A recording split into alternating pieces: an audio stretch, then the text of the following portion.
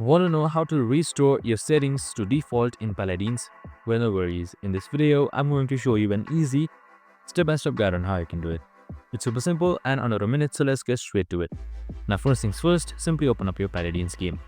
So once you're there, you should be provided with this menu right here. Now we need to hit what settings. So for that, on the top right side, you should be seeing settings icon right here. So you can just simply select it. So once I selected this gear icon, you should be under video right here by default.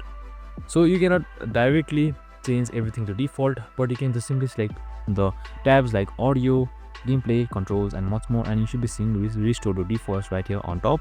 So you can just simply select it and then select yes, and you should be good to go. And that's it. This is how you restore defaults to all of your settings in Paladins. I hope this video helped. If it did, make sure to like, subscribe, and tune in with us for more of these videos. See you in the next one.